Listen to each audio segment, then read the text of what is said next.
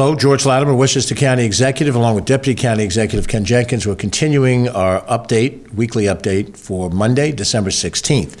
Oftentimes in Westchester County, we have different departments of the county government that are recognized by state and national organizations for levels of achievement. We rarely get the chance to crow about our finance department. And this is one of those moments where they've been recognized for some outstanding work. And Ken Jenkins will give you the details. Well, thanks, George. Westchester County has been honored with the esteemed 90-plus Cash Vest Award for 2024 in recognition of the exemplary leadership in public finance liquidity management. This honor is given through a collaboration between the National Association of Counties, NACO, and the 3+1, a national financial technology firm that specializes in evaluating cash management practices within the public sector. This recognition underscores the county's commitment to utilizing data-driven insights to maximize every taxpayer dollar. Being honored with this award is a testament to our commitment to financial excellence. We take pride in ensuring every taxpayer dollar is used effectively and efficiently to improve the quality of life for all of our residents. So we want to say congratulations to Finance Commissioner Karen Hablow and her entire team for this particular honor. Westchester County is demonstrating its commitment to effective cash management, improving financial stability, and ensuring responsible stewardship of public resources. This award places Westchester County among the top performing local governments nationally in financial management. The county's dedication to data-driven decision-making and fiscal responsibility continues to serve as a model for communities across the country. So congratulations, Finance Commissioner Karen Hablow and her entire team. Back to you, George. The next issue is one that has perplexed all of us as individuals, those of us in public office and those who are residents and citizens, and that is the presence of unmanned drone objects that are flying overhead, and not just in Westchester County, not just in the state of New York, but they've been sighted in a number of different locations, certainly in the metropolitan area in both New Jersey and Connecticut. This is particularly vexing because there appears to be no clear understanding of who is behind these drone presence and how they can be regulated. So today I have sent a letter to President Joseph Biden about those drones that have been spotted in our area. This is the context of my letter. I have spoken to many throughout Westchester County who express fear and concern about the recent drone sightings. Residents are worried that their government is unable to identify these drones. They express trepidation over holiday travel to see and receive family, particularly from the Westchester County Airport. And that was after Stewart International Airport in Orange County was shut down for over an hour due to concerns over these drones. Our residents are in need of more information regarding these drones. With an absence of answers, our residents are vulnerable to insidious conspiracy theories or solutions that may be peddled by fringe ideologues.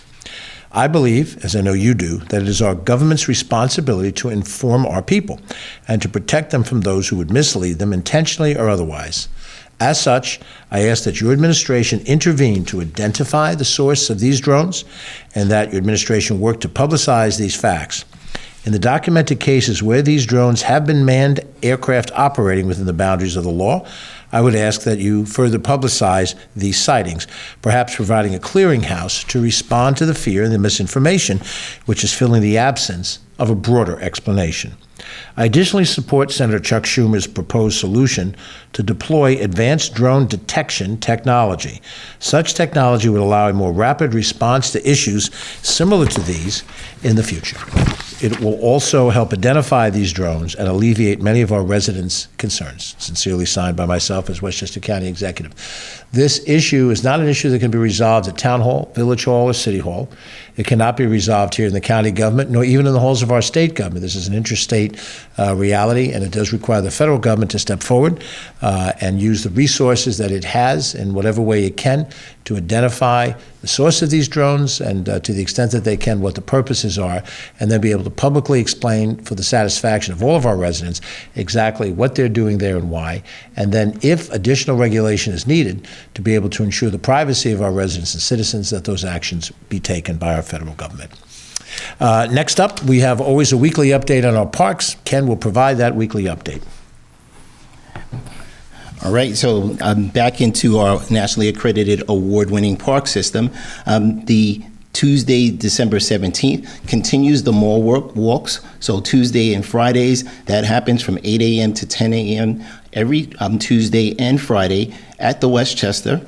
So you get a chance to go at your own pace or get motivated by joining an inspirational and inspiring group of people who have grown the program into a small community. They have a whole good thing going on Tuesdays and Fridays at the Westchester and White Plains Mall Walk, 8 to 10.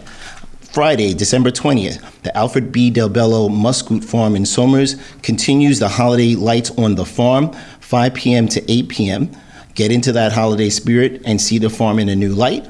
You'll be able to visit the animals inside of decorated barns, participate in holiday-themed activities, listen to music, and enjoy delicious eats from the food trucks.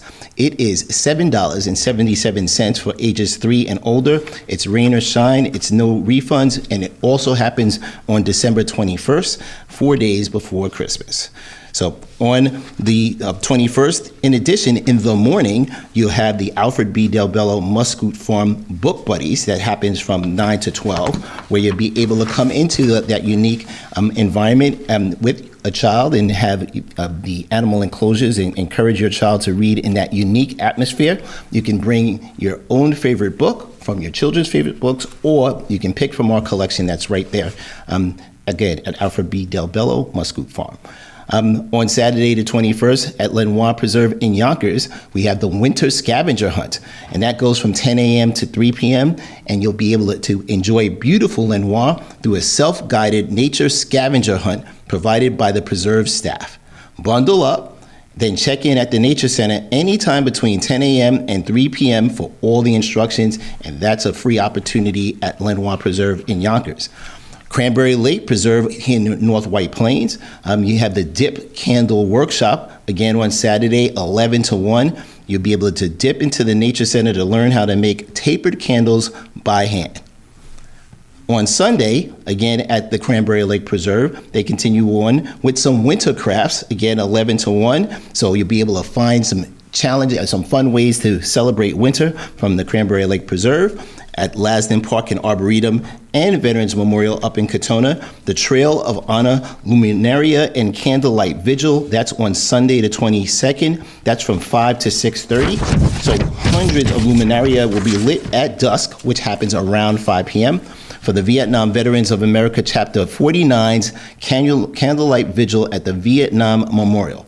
This moving and beautiful event is a tribute to the veterans as they remember their fallen comrades, and again, that's free. So there's so many things to get involved with. Make sure you sign up right now on the for the eParks newsletter at parks.westchestergov.com.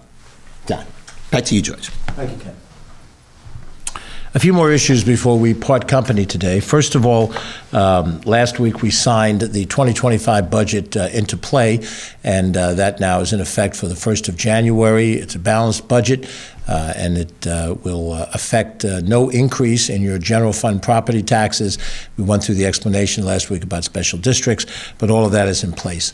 We have a couple of more tasks before we come to the end of the year, in addition to the parks programs that we're doing, and we've indicated our interest in responding on the drones issue.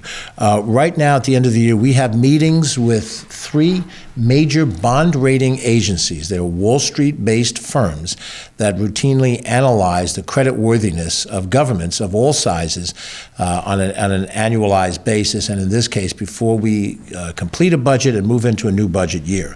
Those 3 organizations are Moody's, Standard & Poor's, and Fitch, and each of them make an assessment on the creditworthiness of a government and then assess a bond rating. The highest bond rating is AAA, and then it works its way down the ladder. Westchester County has most recently been given a AAA bond rating by one of those agencies, coming back from a downgrade that occurred about 6 years ago, and we are now in the process of meeting with those different organizations. We had a meeting this morning with Moody's, and after this we have another one scheduled and one then tomorrow. We have gone through 6 consecutive years of either reducing the general fund tax levy, 4 years of that, followed by 2 years of freezing the general tax fund levy, which shows a balanced fiscal discipline and still providing those services that are part of what the county is responsible for doing. We've established and maintained a very high reserve fund balance level. The reserve fund is exactly the same as your savings account. When you can put money aside and you're saving for the rainy day, or you're saving for a child's education, or you're saving for your own retirement, you're putting money away, not just living paycheck to paycheck. It's hard to do for many of us, but in the county, we've been able to do that, and the bond rating agencies look at that as a sign that you're thinking long-term, not just short-term, not just get through this year.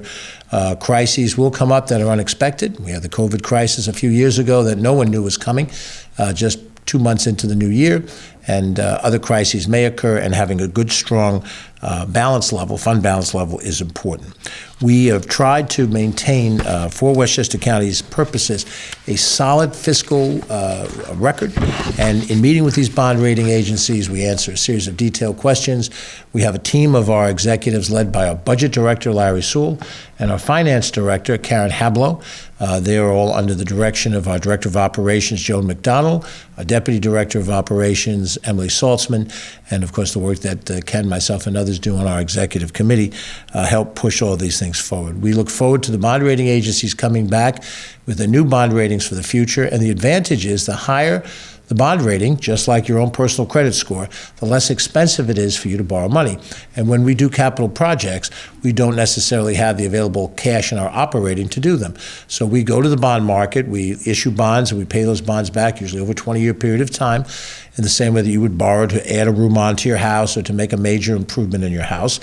And when we can do that at the lowest possible interest rates, we are being successfully using tax dollars in an appropriate way, rather than winding up with extra money being spent out to interest payments to those folks to obtain our bonds. So we're looking forward to completing that task. This is one of those before the end of the year tasks that we have before us.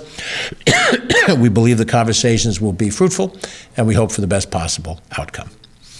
I also want to mention that the Westchester County Board of Legislators has adopted a pay plan amendment which authorizes compensation for a number of different positions. All of these allocations of money have been accounted for in the county budget that we are existing operating on, and in the future that we will be operating under 2025. So there's no additional allocation of money. It's the authorization specifically for those jobs. There's a number of jobs in that pay plan amendment that affected the district attorney's office. We have a new district attorney coming in with the new year, Susan Cacase, and as she takes over her responsibilities, we have governed the financial compensation for those lawyers. It becomes very difficult to compete for legal talent in a world where many talented lawyers can work for private firms at a much greater amount of compensation than they can work for the government. But one of the important elements in there was establishing a higher rate of pay for the position of Westchester County Executive. It's important to understand I'm leaving that office on Thursday, January 2nd, and the higher rate of pay will come in after I have left that office. And yet I've advocated for that. And it's important for me to explain to you what my thinking was, so that while any issue becomes debated in the political sphere, that you understand why and what the background is of it. I came into office 7 years ago, and I wanted to establish a certain amount of credibility for the position of county executive in the minds of you, the individual resident. I've served in other positions. I've had a chance to look at what the county executive compensation was, but I believe that it was more important to establish the right kind of relationship, and that we're in this for the right reasons, because many times the rhetoric out there is they're only in it for the money. They're just looking to stuff their own pockets. That's all they, meaning the politicians, care about. During this period of time, right at the outset of my administration, I did a number of things that were important. Number one, I had an executive order followed by legislation that passed the Board of Legislators to take the name of public officials off general signage in the county. It was previous that you'd go by a park or a facility, a county center, and other facilities, and you'd see the name of the county executive and sometimes other elected officials' names. It was a promotional effort to promote the interests of the individual, the county executive of the day. I stopped that process 7 years ago. It's still very much in place in a number of other counties, but not here in Westchester County. My name as county executive, and my future successors will not be able to use these public facilities as a place to promote themselves as individuals. The second thing I did was make a commitment to use on a sparing basis that ability that a county executive has to have drivers to take them over the course of the day for whatever events that they have. There are some times in some locations where a member of the County Department of Public Safety will provide that service. But it was routine in past administrations, day after day after day, and it basically allocated individuals' time away from police work to being the driver for the county executive. I consider myself a pretty decent driver, and I have driven to most events over the course of my 7 years myself and taken myself to and from without an entourage around me, no attempt to try to create an image and to allocate resources away from their normal tasks merely to satisfy that which supports the county executive doing their job. The third thing that I did was make a commitment to put in firm term limits on the position of county executive, and we did that. I proposed a law which was passed by the Board of Legislators to limit the Westchester County executive to 2 terms as county executive as a maximum, 2 4-year terms totaling 8 years. And that is what's called a hard term limit. There are term limits that allow you to permit you, once you leave office, to come back in the future and serve again after the fact. But the law that we passed in Westchester County, hard term limits, 2 terms, you get a maximum of 8 years. You do have the right to serve a portion of a prior term if that's unexpired, and as long as that doesn't equal 2 years of that unexpired term. But it means basically that we put a limit on any person in Westchester County having this position for more than 8 years, and thereby influencing over a longer period of time with the considerable power that's given to an executive as county executive. We have a 2-term limit in for the presidency of the United States, but in most positions we do not have term limits. I'm a believer in that, but in most cases you have to discuss with colleagues who don't want to see the term limits happen. In this particular case, the law affected me personally, and I accepted that, and it affected forward anybody else who would seek the office of county executive. It does not apply to the 2 living former county executives who operate under the laws as they were when they were in office. But I believe that was an important statement. And I also believed it was an important statement not to raise the salary of the county executive. And so for the last 7 years, I've received the same salary that I had on the first day on the job. As it stands today, the Putnam County executive, running a county of 100,000 people, makes more money than the Westchester County executive does, running a county of 1 million people. The county executives of Rockland, Orange County, Nassau, Suffolk, Albany County, all of those county executives are compensated more than the Westchester County executive because I wanted to make that commitment real. And it wasn't just, I'm going to keep it low for a couple of years, then I'm going to raise it up later on. I kept it low for the full 7 years. And I would have had, as many executives do, the right to come back and ask for additional money, but I did not do that. I made that sacrifice to prove that it's not about the money. It's about what you can accomplish. And my personal financial circumstances are such that I could have used additional money. You know, most of us could. But I felt that the principle was greater than whatever that individual need would be. However, now that we reach the point where in a few weeks, I'm going to be less than 3 weeks, I will be leaving this position, we have to have that position of county executive be properly compensated in sync with other competitive positions. The county executives of Suffolk, Nassau County, and Westchester County are of similar size counties. We're a little smaller than the other 2, but that compensation should be relatively comparable.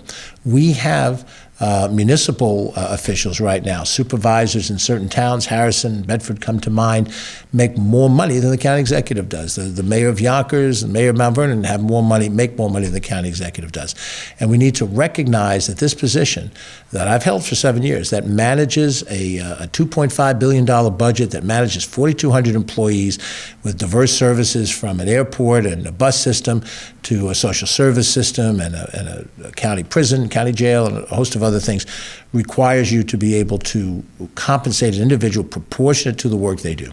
We routinely have school superintendents that make in the $250,000 to $300,000 range in this county.